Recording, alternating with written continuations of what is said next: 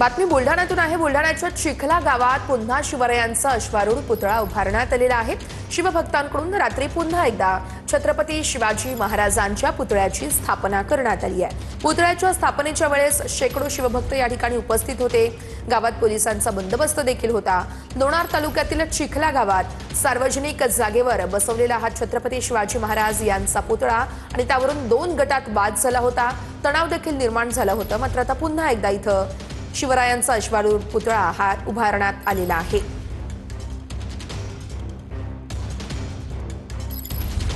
महिलेच्या अंगावर हात घालणं, तिचं वस्त्र फाडणं आणि मारधूड करणं ही खरोखर अतिशय निंदनीय अशा प्रकारची ही घटना आहे। याचं समर्थन अगदी कोणीही करू शकत नाही। म्हणजे एखाद्या आरोपीच्या नातेवाईकाला जरी विचारलं की ही जी घटना घडली हिचं तुम्ही समर्थन करता, तर त्यांचे नातेवाईक किंवा त्यांच्या घरातल्या महिला सुद्धा या घटनेचं समर्थन करणार नाही। इतकी ही अतिशय निंदनीय घटना दुर्दैवाने या चिखला गावामध्ये घडलेली आहे। आपल्या सगळ्यांचं समर्थन आहे। संजीवनीला सुद्धा सांगेल आणि त्या दिवशी सुद्धा ती माझ्याकडे आली, तिला तुम्ही विचारा। हा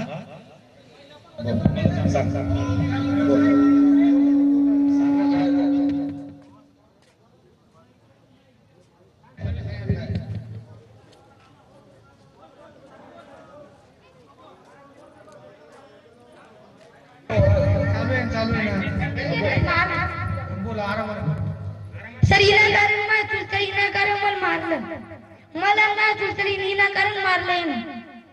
हा, आणि सरपंच म्हणतो महाशिवरात्री शिवजयंती साजरी करायची, ह्यो इथं नव्हता। शिवजयंती जगते ह्यो इथं नव्हता। सरपंच ह्यो काय म्हणतो व्हिडिओ मध्ये की शिवजयंती महाशिवरात्री साजरी करायची होती आम्हाला, ह्यो नव्हता इथं। ठीक आहे, ते व्हिडिओ नंतर बघू। ते व्हिडिओ आता टाकला नाही का?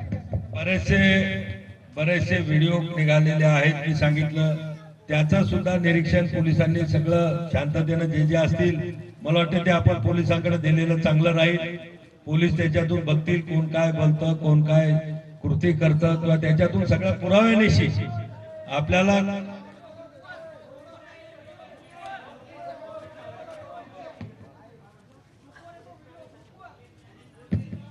अरे एक मिनिट, आता हा तपास फक्त बीबी पोलीस स्टेशन पुरता मर्यादित नाही। काल स्वतः अमरावतीवरून आयजी पोकळ साहेब या गावामध्ये येऊन इथून भेटून गेले नाही। पोकळ साहेब आयजी येऊन गेलेले आहेत, बुलढाण्याचे एसपी या ठिकाणाहून येऊन गेलेले आहेत, आणि आजही इथं ऍडिशनल एसपी वगैरे पोलीसचे वरिष्ठ अधिकारी या ठिकाणी घटनाक्रमात आहेत। त्यांचे काही गुप्त वेशामध्ये सुद्धा त्यांचे लोक या ठिकाणी आहेत आणि हे सगळं बारकाईनं त्यांना निरीक्षण करण्याचे आदेश दिले। मी सुद्धा काल एकनाथ शिंदे साहेब असतील, फडणवीस साहेब असतील, यांच्याशी माझं सुद्धा बोलणं झालेलं आहे। आणि कुठल्याही आरोपीला आणि दोषीला पाठी घातल्या जाणार नाही।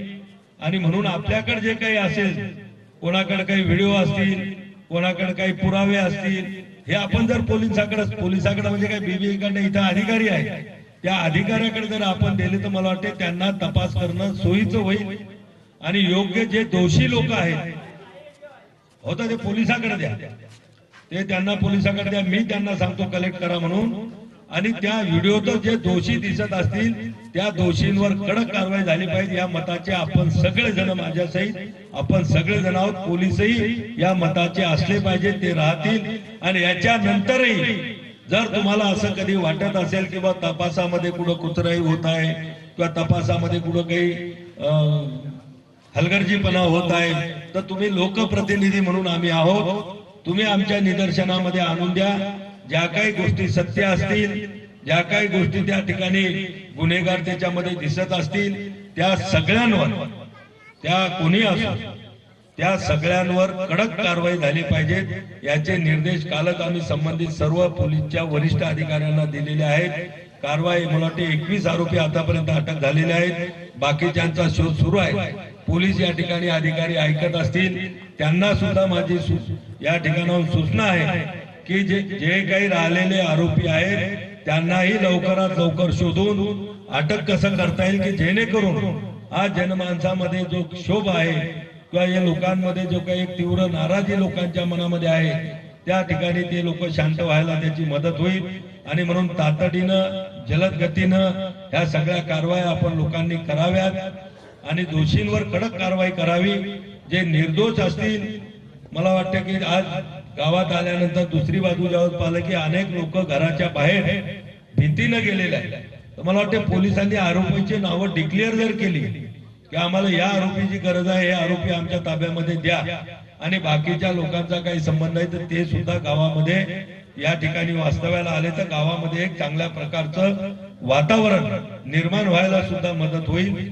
आणि म्हणून दोषी जे असतील तितक्याचं जरा तुम्ही जाहीरपणानं जर मला वाटतं सांगितलं की कारण की रिपोर्ट मध्ये नावं आलेले आहेत, FIR मध्ये त्यांची नोंद झालेली आहे आणि त्याच्यामध्ये गुप्त ठेवण्यासारखं असं काही नाही.